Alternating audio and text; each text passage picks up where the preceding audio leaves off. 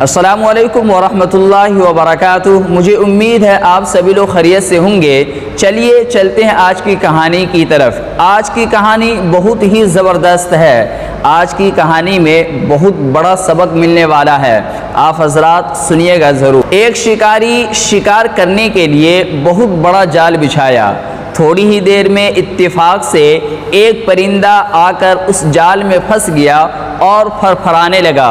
وہ شکاری اس پرندہ کو جال سے چھڑایا اور چھڑا کر گھر لے گیا۔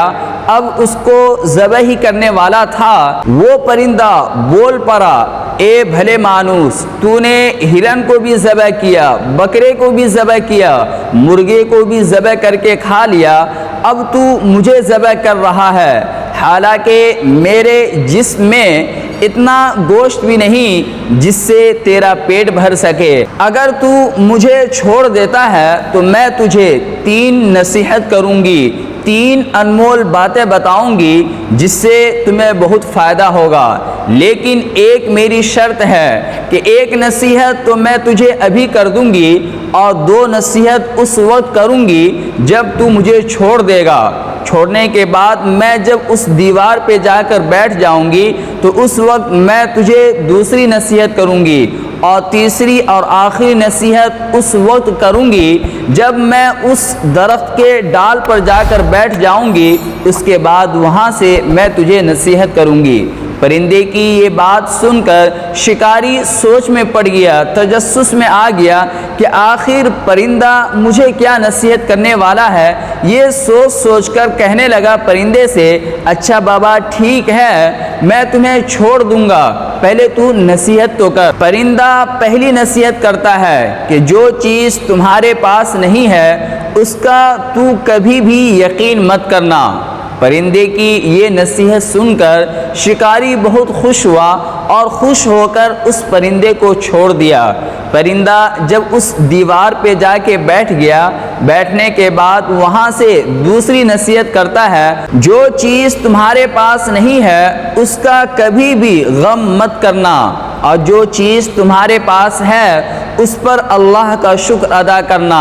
پھر اس کے بعد پرندہ کہتی ہے کہ بھلے مانوس، تم نے مجھے چھوڑ کر بہت بڑی غلطی کی ہے۔ پتہ ہے میرے پیٹ میں 1 پاؤ بھر کا ہیرا ہے، 1 پاؤ بھر کا نایاب قیمتی پتھر ہے۔ اگر تم اس پتھر کو، اس ہیرے کو بازار میں فروخت کرتے تو اس سے تمہیں اتنے پیسے ملتے کہ تمہاری کئی نسلیں بیٹھ کر کھاتی، تم رئیس ہو جاتے، تم مالدار ہو جاتے۔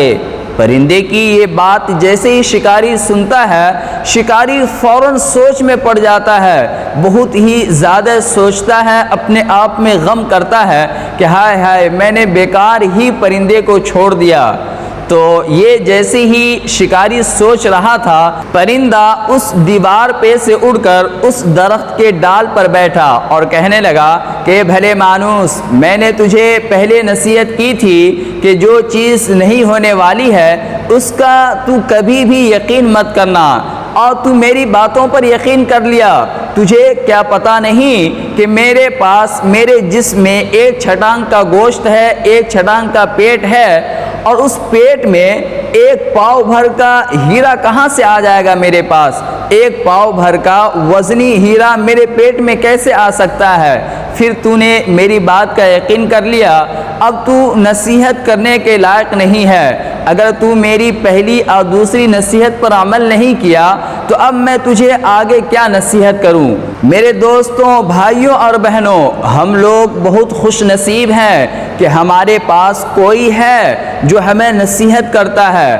ہم لوگوں چاہیے کہ اس کی نصیحت کو لیں اور اپنی زندگی میں لا کر ان پر عمل کریں۔ انشاءاللہ آگے آپ لوگوں کو بہت کامیابی ملے گی۔ اس نصیحت پر عمل کرنے سے آپ کے بہت سارے کام حل ہو جائیں گے۔